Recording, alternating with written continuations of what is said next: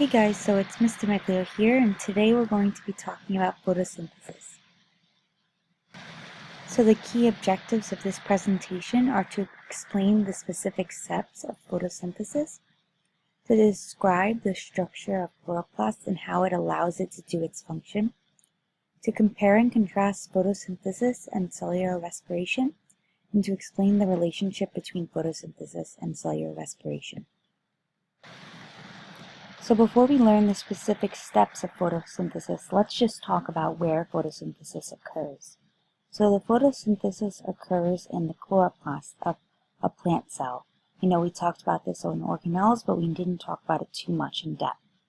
So the chloroplasts have a unique structure. They have these stacks of thylakoids called, a whole stack is called a granum, but these thylakoids are basically they contain chlorophyll, which is a pigment that allows the plant cell to absorb light. They have a double membrane, and they have a stroma, which is this extracellular space within the chloroplast. And that just holds everything together and ensures that everything's at its maximum efficiency. So everything is separated from each other. So this structure, the thylakoids with this pigment, as well as the stromas with the extracellular space allowing for that efficiency, both allow the plant cell to do its function, which is use light energy to produce a food source for the plant, which is sugar, glucose. And if you look carefully at the chloroplast, it looks very similar to another organelle, the mitochondria. So as you can see, the mitochondria has these cristae that increase surface area. If you look at the structure of a chloroplast, it has a very similar structure. These granum, or these thylakoids, also increase surface area. They're stacked, as well as they both have a double membrane, and they both have their own ribosomes. So why are these organelles so similar in structure? Basically, the reason they're similar in structure is because they both have a very similar role for the organism. So basically they both are providing some sort of energy source. So we know the mitochondria has to do with ATP production. We'll see in a moment that the chloroplast also has a role in ATP production. But the main function of the chloroplast is to produce glucose, so food for the plant. And before we learn about the specific steps of photosynthesis, let's just look at the overall formula of the entire reaction. So it starts off with carbon dioxide and water and light. So these are all things that we know that plants need. If we've ever had a plant, we know that we need to water our plant daily. We also have to put it near a window or outside so it can receive sunlight. And we also know that plants take in carbon dioxide. So unlike humans, plants take in carbon dioxide. So these are the reactants of this reaction. So they have carbon dioxide, water, and light. And the products of this reaction would be glucose, sugar, and oxygen byproducts. So that's why they always say that a plant takes in carbon dioxide and it releases oxygen. And that oxygen will then be used for cellular respiration, we know. But I want you to take a moment and look at this reaction, because it should look very familiar to you. So take a moment and look at this reaction. Okay, so these products and reactants you've all seen before in cellular respiration. The only difference is this arrow right here. So it's actually, if you were to flip this arrow, you would actually have cellular respiration. So we know cellular respiration starts with a glucose molecule and oxygen, and that the products of cellular respiration are water and carbon dioxide. So basically photosynthesis is the reverse reaction. So plants and organisms have this relationship where the products of their reaction are the reactants of the cellular respiration. So we have this relationship where plants are creating the oxygen source we need as well as the sugar we need to undergo cellular respiration. And our byproduct is carbon dioxide and water, which is what plants need to convert light energy into usable food energy. So here's just a general diagram, very simple diagram of photosynthesis. So we're taking light energy from the sun, and plants are also taking in carbon dioxide and water. So these are the reactants, and they are releasing oxygen as well as producing sugar, and that sugar can be consumed by other organisms and broken down to create ATP through respiration. So photosynthesis has two separate steps. So it has something called light reactions and something called the Calvin cycle. So the first step is the light reactions, and this is where you're taking your water and your sun energy, and you would have produced a oxygen byproduct. And this main step is basically to generate ATP and to pick up electrons that will be used in the Calvin cycle to help generate glucose. So the Calvin cycle, the main purpose is to create glucose, and it's using CO2 in this reaction to produce glucose, and we'll talk more about that. But let's first talk about the light reactions. So the light reactions happen in the thylakoids, whereas the Calvin cycle occurs in the stroma, so in that extracellular space inside the chloroplast. So basically the big idea of the light reactions is that it produces oxygen and energy that will later be used to produce glucose. So here we have the light energy, we're putting in our water, we're going through that light reaction, we're going to generate ATP and something called NADPH that will be used through the Calvin cycle. And we'll also be creating our oxygen byproduct.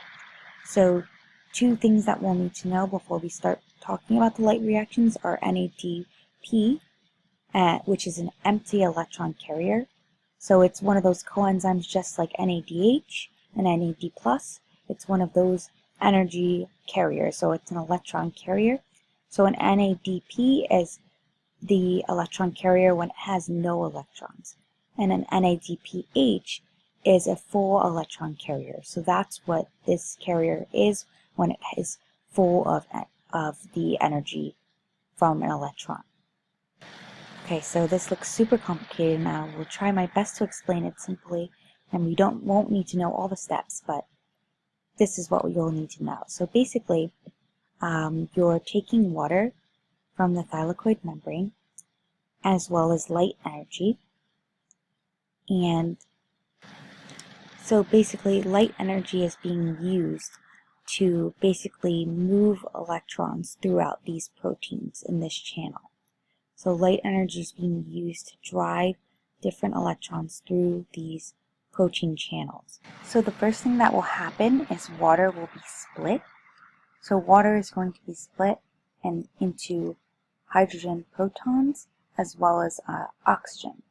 So the oxygen that's split from the water is actually our byproduct. So that's why plants release oxygen, because of this splitting of the water. And the electrons from the splitting of this water will actually go into these proteins and be passed down these proteins. And what's powering these proteins is that light energy.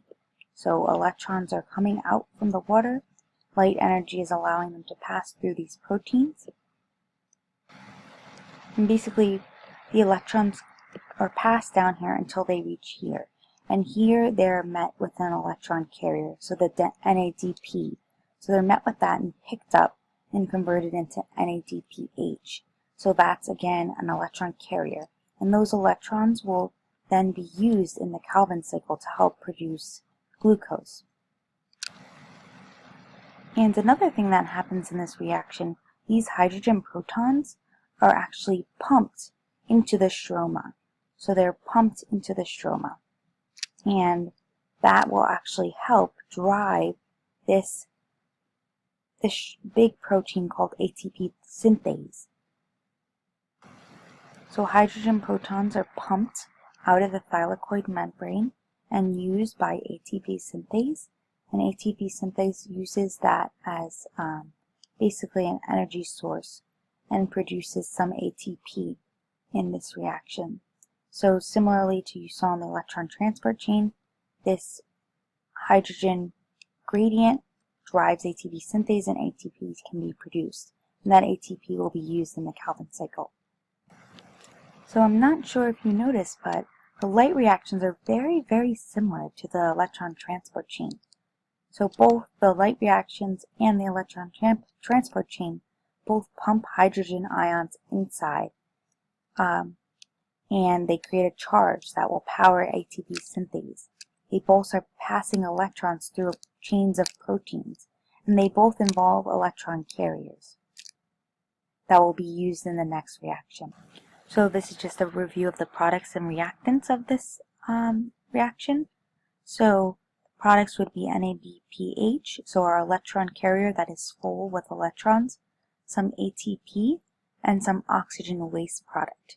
And these two molecules, the ATP and NADPH, will be the reactants of the Calvin cycle, which is the next step of photosynthesis.